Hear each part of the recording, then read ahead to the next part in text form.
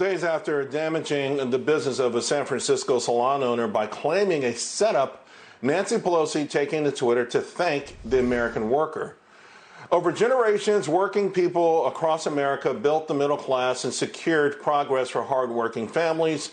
House Democrats are not unified in our commitment to America's working families. Well, I can tell you right now, this is not sitting well after the speaker was caught on camera inside a salon that was supposed to only be open for outside styling. Salon owner Erica Kious is denying the allegations that she set up the House Speaker. My next guest has started a GoFundMe account to help Erica.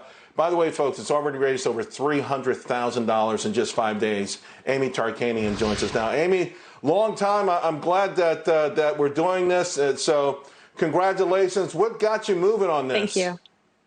Well, Erica and I have been friends for roughly 20 years. We're also friends with her ex-husband, who is the father of her 2 children.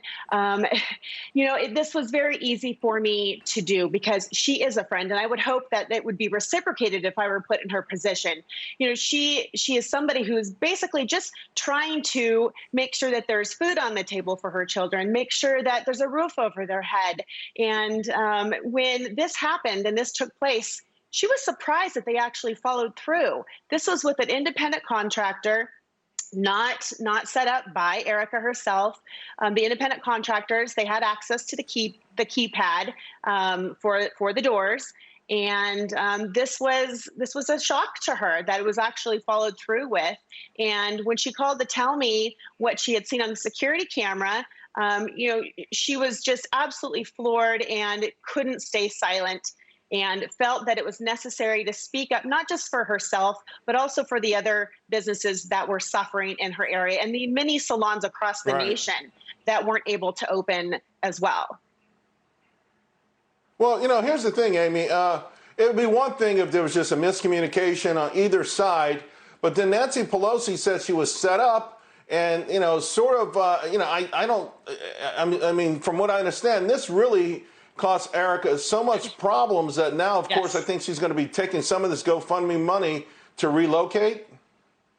Every single dime is going to go towards her business. She is the sole beneficiary.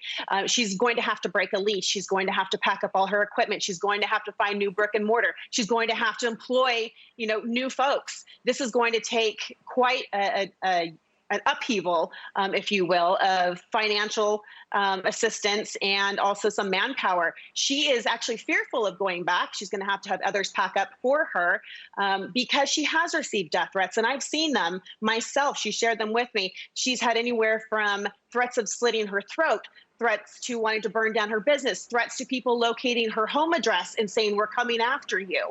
This is not something that you should take lightly, especially in this day and age when you have so much violence and rioting taking place.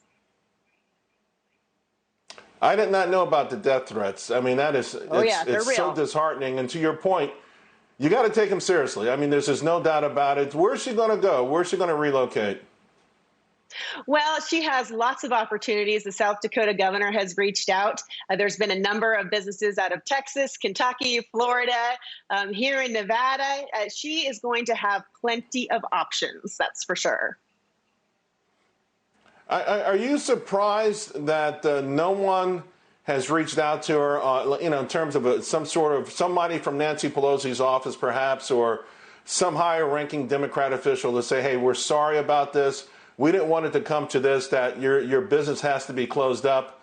I'm just really surprised that no one is showing any sympathy toward her when she's just a business owner struggling under these draconian, measures, like many small business owners are, making it day to day.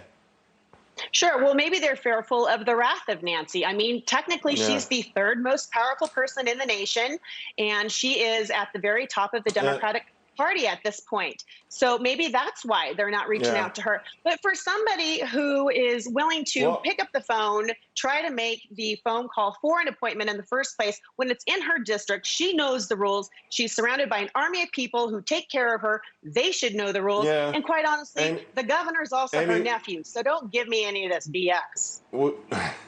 We got to leave it there, but congratulations. That's a beautiful thing that you're doing. Thank you.